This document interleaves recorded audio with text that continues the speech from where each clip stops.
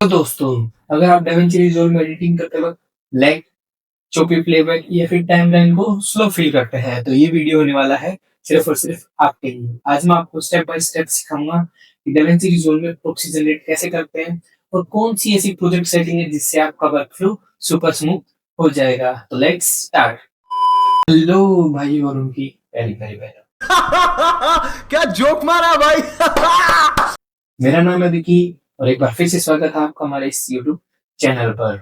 पिछली वीडियो में हमने देखा कि मीडिया पूल में मीडिया को इंपोर्ट कैसे करते हैं और सीन का डिटेक्शन क्या होता है। अगर अभी तक आपने वो वीडियो नहीं देखी है तो लिंक डिस्क्रिप्शन में है, आप जाके देख सकते हैं। और आज की वीडियो में हम कवर करने वाले हैं कि प्रॉक्सीज क्या होती है, विजुअल में प्रॉक्सीज कैसे जनरेट करते हैं, प्रॉक्सीज की कौन सी ऐसी सेटिंग है जो आपको सही करनी चाहिए और कुछ कॉमन मिस्टेक जो सभी लोग करते हैं।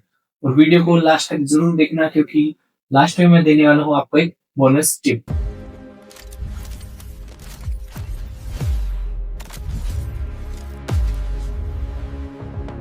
तो सबसे पहले सिंपल वे में समझते हैं कि प्रॉक्सीज होती क्या है। तो जब हम हमारी 4K, 6K, 8K या हाई बिटरेट फुटेज को टाइमलाइन पे इंपोर्ट करते हैं, तो हमारे कंप्यूटर को हैवी फाइल्स को रीड करना पड़ता है, जिससे होता क्या है कि टाइमलाइन स्लो हो जाती है, प्लेबैक ड्रॉप हो जाता है या फिर हमारा एडिटिंग जो एक्सपीरियंस है वो बहुत ही बेकार हो जाता है। तो इसका अल्टरनेट ऑप्शन क्या है? इसका ऑप्शन है प्रॉक्सीज। तो प्रॉक्सीज होती क्या है? प्रॉक्सीज एक लाइट वेट और जो हमारी ओरिजिनल क्लिप है उसका लो रेजोल्यूशन कॉपी होती है। मान लो कि आपकी ओरिजिनल कॉपी है 4K, तो ये जो हमारे प्रॉक्सी होगी ये आपकी होगी 1080p या फिर 720p। इससे होगा क्या कि हमारा जो टाइमलाइन है वो फास्ट हो जाएगा, एडिटिंग स्पीड भी फास्ट हो जाएगी बिना लैग की। अब आप लोगों को मन में आ रहा होगा कि जब हम इसे एक्सपोर्ट करेंगे, जो हमारी फाइल रेडी होगी उसको, तो वो तो इसी क्वालिटी में होगी, तो हमारी जो ओरिजिनल क्लिप है वो 4K में होगी, तो हमारी क्वालिटी डाउन होगी। तो ऐसा बिल्कुल भी नहीं है। हम एडिटिंग करेंगे प्रॉक्सी में, जब जैसे ही आप इसको एक्सपोर्ट करोगे तो ये आपकी हाई क्वालिटी में ही एक्सपोर्ट होगी। अगर 4K है तो 4K में ही एक्सपोर्ट होगी। आपकी जो ओरिजिनल क्लिप है उसकी क्वालिटी में कोई भी डिफरेंस नहीं आएगा। इसका मतलब काम करो लो क्वालिटी में और एक्सपोर्ट करो हाई क्वालिटी में। तो चलिए अब रिजोल्व में चल के प्रॉक्सी जनरेट करना स्टार्ट करते हैं। तो सबसे पहले आपको करना क्या है कि अपनी जो भी फाइल है उसको मीडिया पूल में इंपोर्ट कर लेना। जैसे आप इंपोर्ट करोगे यहाँ पे आपको रेजोल्यूशन, FPS सब इसकी डिटेल शो होना स्टार्ट हो जाएंगी। यहाँ पे आपको दिख रहा होगा प्रॉक्सी, ये है अभी नन, क्योंकि मैंने इसकी प्रॉक्सी जनरेट नहीं की है। अब आप लोग सोच रहे होंगे कि प्रॉक्सी का जो फॉर्मेट होता है, रेजोल्यूशन होता है, वो सेट कैसे करें। ये हम करते हैं प्रोजेक्ट सेटिंग के लिए। उसको अगर आपको प्रोजेक्ट सेटिंग ऑन करना नहीं आ रहा तो आपको करना क्या है कि Shift+9 प्रेस करना है और आपके सामने प्रोजेक्ट सेटिंग ऑन हो जाएगी। तो आपको करना क्या है कि आपको ये जो टाइमलाइन रेजोल्यूशन है ये एडिटिंग के टाइम पे रखना है 1080p।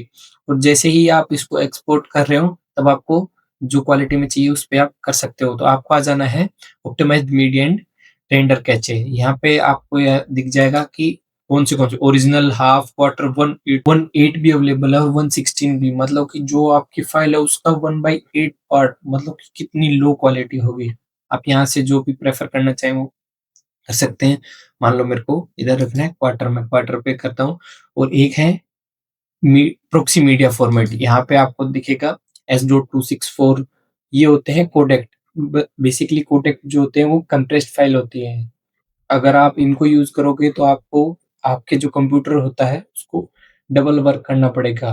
उसको ये जो फाइल कंप्रेस फाइल है उसको डिकोड भी करना पड़ेगा। कोडेक डिकोड ये इसी से आया है। तो आप इधर से यूज कर सकते हो S.264, S.265 या फिर प्रो आरईएस। और जो भी है, ये जो प्रो आरईएस होते हैं ये बेसिकली मैक के लिए यूज की जाती है। मैं यूज करता हूँ S.264। बस आपको ये चीजें करनी है। और एक चीज और, यहाँ से आपको अपनी प्रॉक्सी जनरेशन लोकेशन है इसको भी ब्राउज करके बताना है कि आपको कहाँ करनी है। मान लो मेरे को करनी है DaVinci Resolve, ये मेरा डे 3 वीडियो है फुटेज। यहाँ पे मैं एक और फोल्डर बना लेता हूँ, Ctrl+Shift+N। यहाँ पे मैं बना लेता हूँ प्रॉक्सी एंड एंटर, और इस फोल्डर को करता हूँ सिलेक्ट फोल्डर। अब मेरी जो भी प्रॉक्सी जनरेट होगी वो आके यहीं पे सेव होंगी और आपको यहाँ से कर देना है सेव। अब आपको प्रॉक्सी के लिए क्या करना है, आपको इधर करना है राइट क्लिक जो अपनी फाइल है उस पे। यहाँ पे आपको दिखेगा proxy media proxy media generate proxy media और ये जनरेट करना स्टार्ट कर देगा। अगर आप लोगों को करना क्या है कि मान लो आप मल्टीपल फाइल की प्रॉक्सी जनरेट कर रहे हैं या फिर इंडिविजुअल फाइल की प्रॉक्सी जनरेट कर रहे हो, तो ये क्या है कि टाइम लेता है। तो आपको करना क्या है कि मान लो आपके पास बहुत सारी इंडिविजुअल फाइल है या फिर मल्टीपल फाइल है हाई रेजोल्यूशन की, तो आपको करना क्या है, या तो आप खाना खाने जाओ तब आपको प्रॉक्सी जनरेट करके छोड़नी है, या फिर आप जब नाइट में सो रहे हो तब आप प्रॉक्सी जनरेट करके छोड़ सकते हो। जब आप सुबह उठोगे तो ये आपको ऑर्गेनाइज करके तैयार रखेगा। जब आप काम कर रहे हो तब प्रॉक्सी मत बनाना, क्योंकि ये टाइम टेकिंग होता है। अगर आपकी हाई रेजोल्यूशन है, बड़ी वीडियो है, तो आप पहले ही इसको स्टार्ट करके रखो। ये देखो अभी भी मेरा टाइम ले रहा है, अभी भी 79 से 81% हुआ है। तो आपको ध्यान रखना है कि जब आप फ्री हो या फिर कुछ और काम कर रहे हो तब आपको प्रॉक्सी जनरेट करके बैकग्राउंड में छोड़ देनी है, ये जनरेट कर देगा। नाउ मेरी प्रॉक्सी जनरेट हो चुकी है, यहाँ पे आप देख सकते हो ये है मेरी ओरिजिनल क्वालिटी का रेजोल्यूशन और ये है प्रॉक्सी का। ये कितना कम कर दिया इसने, 1/4 कर दिया। अब आप लोगों को लग रहा होगा कि इसका यूज क्या है, तो जैसे ही हम एडिट पेज पे जाएंगे, मान लो इसको हम हमारी टाइमलाइन पे करते हैं, अब आप देख सकते हो बिना कोई लैग किए कितना स्मूथ चल रहा है। जैसे ही आप प्रॉक्सी अनेबल करोगे, जैसे कि मान लो मैं इधर से प्रॉक्सी करता हूँ प्रेफर्ड कैमरा क्वालिटी, तो ये अब हमारी प्रॉक्सी यूज नहीं हो रही है। मेरे को तो वैसे भी कोई इश्यू नहीं आ रहा। बेसिकली प्रॉक्सी जब यूज की जाती है जब आपका पीसी स्लो हो।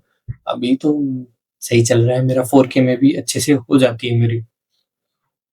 और जैसे ही मैं प्रॉक्सी ऑन करूंगा, देखो अभी भी थोड़ा थोड़ा लैगी फील हो रहा था, ये देखो बिल्कुल भी लैग फील नहीं हो रहा।